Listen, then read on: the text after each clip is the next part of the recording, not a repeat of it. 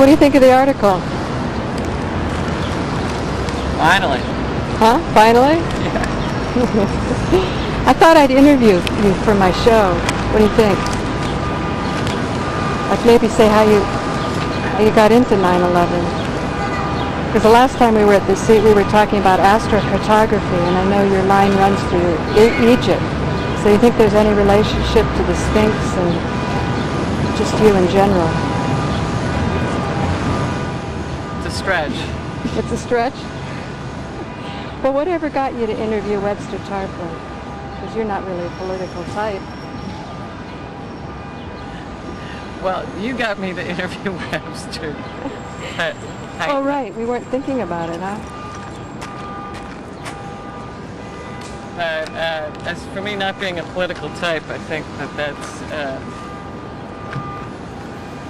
a label. A label. Well, it's politics has always interested me, and I mean, some people feel like spirituality and politics are separate, and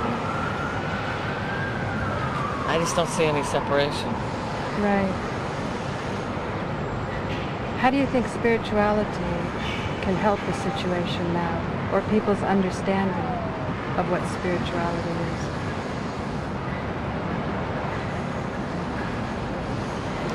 Well, I think that, as our good friend Alan Steinfeld would say, spirituality can take you to a new reality, and expanding your awareness and consciousness allows you to take in those possibilities. Can it make for more peace in times that's not peaceful? I mean, today is 666, even as we speak. For those demonic numerologists. Well, we are experienced that last night after midnight. Well, I feel that spirituality is all about that place beyond judgment. So I feel like peace can really be attained if you can learn to accept things as they are, instead of trying to change them according to what you think they should be. Now, a lot of the 9/11 people that have worked so hard for so long, even the New York Times article, they said they were considered crazy by their family and friends. And now... My family, I'm sure, included. My father's probably reading, he gets the New York Times and he's like, oh my God! What do you think your dad's thinking? Because we had your dad sitting on this very chair let's just a few weeks ago. Let's just say the last line. I don't know if he's thinking You can show that. Shall I do a close-up on it? Yeah, it's a great photo. It's a great photo. Well, and the thing is that it's amazing that this finally hit the mainstream. It just shows that the group consciousness is getting to that state that they're willing to accept something that was only seemed as crazy before. Well, what would your dad think right now? And does he even know you interviewed Webster? Oh yeah, we gave him the book, right? Which he gave right back. Who knows?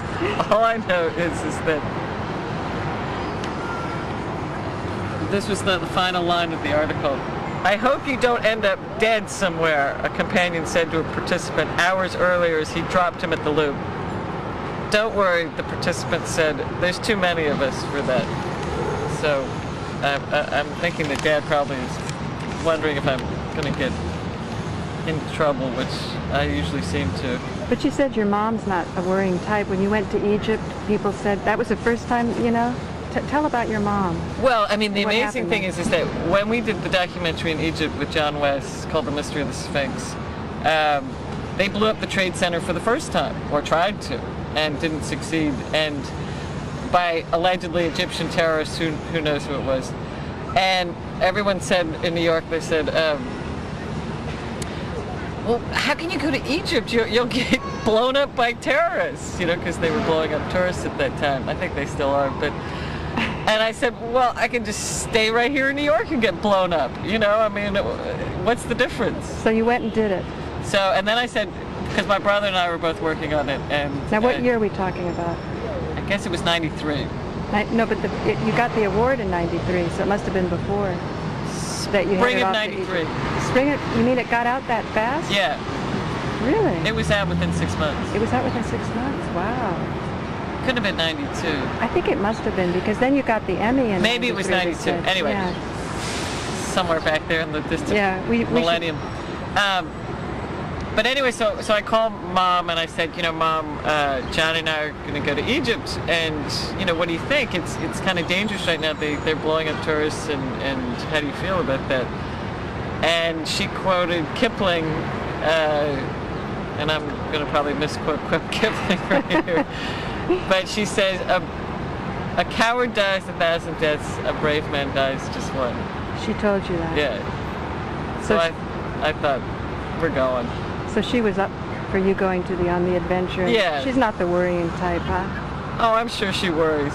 I mean, like, for example, when I was going to steeplechase, riding races over fences with horses, and Dad was actually the one that was against it, and he was the one that planted the dream in the first place. And, he started late in life. Yeah, I started riding at 2, he started riding at 32, Wow. and then he started racing at 40. And so Mom said, Dad was saying, I don't think it's a good idea. And I said, but Dad, I really want to do it. And I said, Mom, what do you think? She goes, well, when your father decided he wanted to race, I cried and screamed and did everything I could to stop him, but he just went ahead and did whatever he wanted to. But he wasn't racing he started at 32. He didn't start racing right away. He started riding at 32, 35, and he started racing at 40. Wow. Or, I don't know, So she did holler and scream on that. Yeah. So, because it seemed like a bad idea. So going to Egypt was a cakewalk? No, but the interesting thing is that she tried to change his mind, but when she realized that his mind was made up, she says, okay, so be it, and have at it. But she blessed you and Johnny to go to Egypt. Yeah. And then, but it's not like she's just a not worry or not care, do whatever you want. Right. So what happened to you and Johnny in Egypt? Oh, we had an amazing time. What was it? Tough work? Yeah, Johnny at one point said, "This is like doing the Paris-Dakar rally," because we never slept. We got up and shot dawn every morning, and then we turned around and shot sunset at night. And then we had all the investors on the trip, and we were the entertainment. So we had to entertain the investors at dinner and lunch and, I don't know, whenever we had to. Keep pumping them up that this documentary is going to go places. And they were interesting people, but they weren't just sucking on us. But it was a month. It was a month of hard shooting. A month of we did 2 weeks in Giza, and then we did a week in Luxor and a week in Aswan. Or I can't remember. You once told me that being a woman schlepping things around kind of surprised some of the Egyptians. Actually, they were very sweet to me. I was surprised at how respectful they were, because I was wearing all khaki, and so they kept calling me doctor because they thought that I was an archaeologist, an anthropologist, and but they kept saying, why are you carrying all these heavy bags around? Why is such a beautiful woman doing this? Why don't you get some of these men? Because all the men were standing around doing allegedly nothing. And, of course, this is the director, the producer, the cameraman, whatever. And I said, guys, be quiet, because I'm going to lose my job if you give them a hard time, But, no, they were very sweet. And because I had an idea, after being in Morocco and Algeria, that I was just going to get harassed for being a woman. So tell me the timelines. You worked hard for a month, and then you came home after all the shooting. And then how long did Bill and Johnny edit and cut and all that? They edited for 6 months. 6 months. Yeah. And then what did NBC do at that time? Had they already committed to the project? Yeah, by the time they started editing, they had committed. By the time we went to Egypt, because Robert Watts, who's actually went on the tour, went on the shooting with us, and he had produced, I don't know, Indiana Jones. Oh. Yeah. So you had experienced people who believed in it. Well, he got his, no. He basically gave us his name and shepherded the project into NBC, but he really didn't have anything to do with the production. He was strictly the executive producer. Gramercy. But I'm just wondering, you still, when you were there for 1 month doing all the hard shooting work, investors were nervous that maybe this would be footage that would just go nowhere? I think at that point, as my aunt who invested said, at the time, for $5,000, one person could get a trip to Egypt. For $10,000, two people could. And so I think that she says, you know what? I got a great trip to Egypt with John West, and if it never goes anywhere, who cares? So you had a bunch of kind of relaxed investors that... Well, I don't know how relaxed. They were uptight for other reasons besides the money. Okay, but anyway, so you came home and then it had to still be sold, right? No. It was pretty much sold by the time we went over. Oh, really? Yeah. I mean, maybe they had to finesse it a little bit and keep Boris sort of at bay. Okay, so then when it was sold, were they pressuring Bill and Johnny to get it done faster, or anything like that? I think that the editing was pretty intense, but I'm not sure. I mean, they had a pretty healthy budget at that point. You know, I mean, $800,000 is... Right. I mean, they weren't slacking off, but I mean, they wanted to get it done. Now, tell me, the first night that it aired, where were you? Here in New York. Okay, and whose house, and what were the circumstances? We had a party for the screening. And where was that, the party for the screening? Where was it? It was up at 83rd and 3rd. I mean, Johnny's apartment was at 83rd and 3rd, and the party was around 86th and something or other at some big... And were a lot of people at the party? Oh yeah, it was fun. And Mom and Dad and Susie Chafee, you know. And so then it's on like 60 Minutes was going against it, I understand, and still the ratings were high. Really? 60? I didn't remember. That's what I heard. I thought the NBA or something was going against. Yeah, well, some stiff competition, and it still got high ratings. Yeah, I mean, it was what was I think really remarkable about it is that this was an esoteric topic that was not only hitting the mainstream by being aired by NBC, but also the audience was responding to it.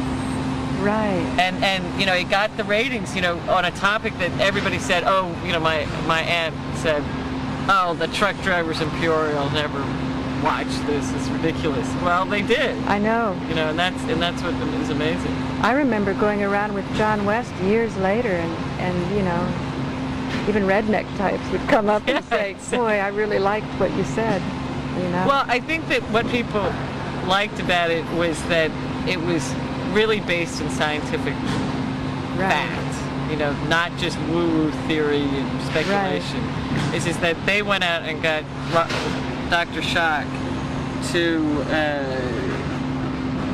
find geological evidence, you know, of the water weathering on the Sphinx is water erosion, and the other structures on the Giza Plateau, which were allegedly built at the same time, were wind and sand, which is just radically different, and there's just no way. Now that you're older and wiser, because it's like 2006, and we took a trip recently through the Smithsonian. I remember I lost you temporarily, and I was going through all these rooms and rooms and rooms that had a lot of displays in them about art history as humanity. Right. And I realized that just this simple movie, the documentary, would really change some of that by putting all the timelines back so much farther. Well, what do you think now, being older and wiser? I think that John West has got a good quote. What did he say? There's nothing worse than an idea whose time has not yet come to die, or something. Yeah, he's got something. We've got it. Anyway, but the bottom line is that, I mean, I sort of see it as a pendulum. Nothing better than an idea whose time has come is offset by an idea that won't die, or... I'm so bad at jokes, sorry. But I sort of see it as a pendulum. You know, it swings this way, and then it comes back, and that things are shifting, and we're going through sort of the growing pains right now. Do you think there's any similarity to the 9/11 movement? Because it seems also a group of people who, I think initially, they say the first footage that came out would be more in sync with the present-day 9/11 truth movement. Right. but then it gets sort of suppressed. Do you think the mystery of the Sphinx went through that phase where scientists discredited it because they were trying to protect their institutions or their big rooms at the Smithsonian? Well, I think it's more that people see what they want to see, and because of your conditioning, this is where it kind of gets back to spirituality. We're geared to see things a certain way, and so therefore, as soon as you can peel back those layers of conditioning, then you realize that there's a lot more information out there that can be interpreted in lots of different ways. And as soon as you get fixed in your position, then you're cutting out so much more of what reality has to offer. And how do you see the role of the media in that process? Well, I would love to see the media show all the perspectives, and let people make up their own minds instead of getting attached to having it look a certain way because it suits a certain group of people or even suits the bias of the reporter. How do you see yourself as media, even in this moment? Well, I mean, in high school, what were your dreams? Because I know you wanted to go to film school, and your dad was sort of a blue blood and didn't like that idea, right? Well, he really didn't like the idea of being a jazz singer. That really upset him. And then I think filmmaking was sort of the lesser of the two evils. But then when I actually said, he always said I'll pay for education. And then when but not film college graduation, he says, well, dear, what do you want to do? And I said, well, I was thinking of going to film school. He's like, well, who's going to pay for it? And I thought, right. Okay, I'm leaving and I won't come back. I'm going to Europe. See you later.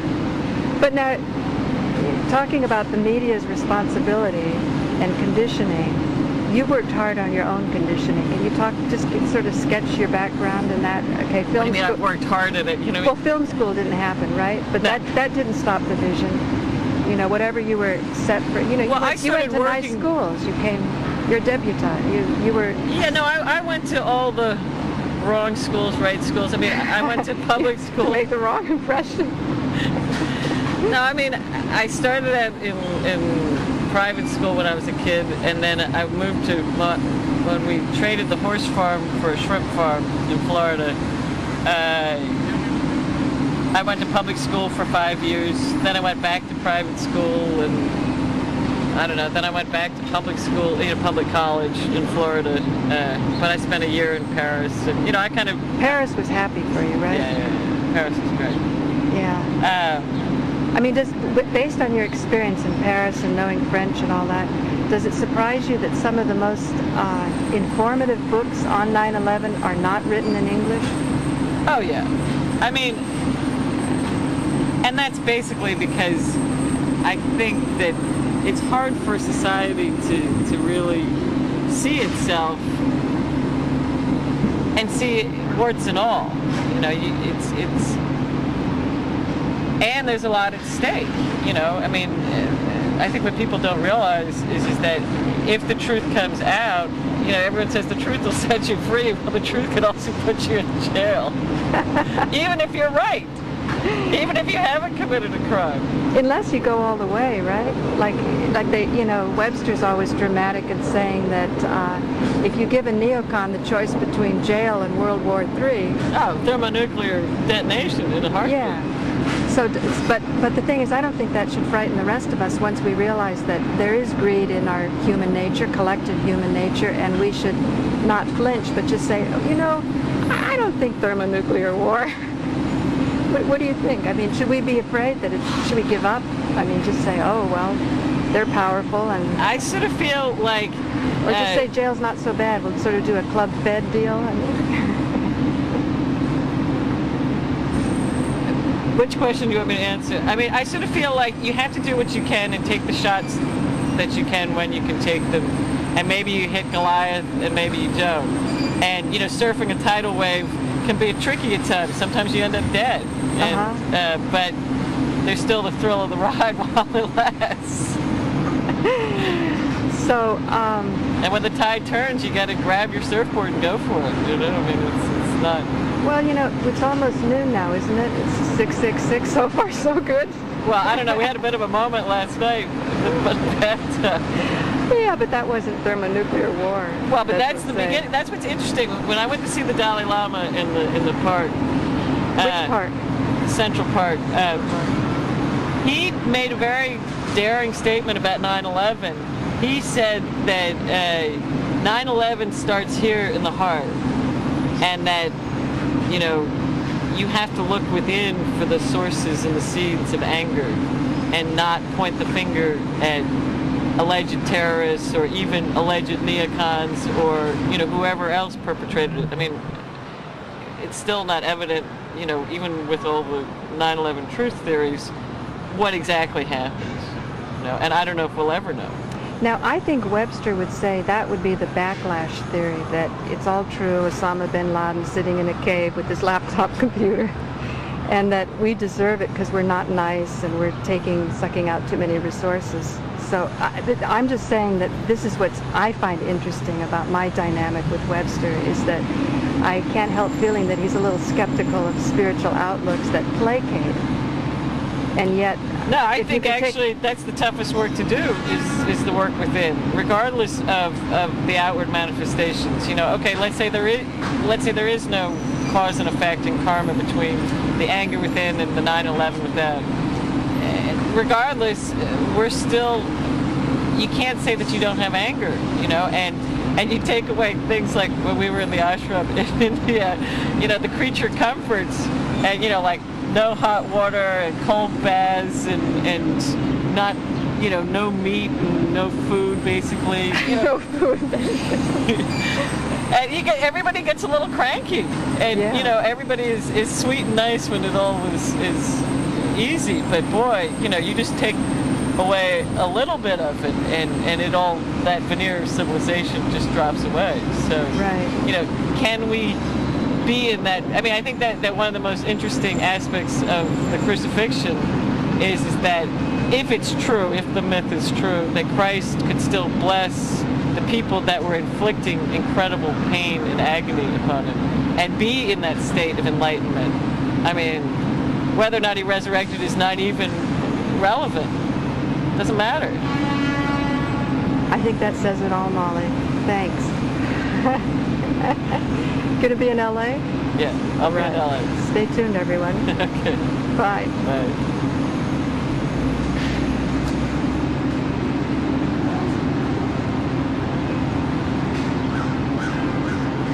I think Edwin Booth would be happy. Why would Arlene be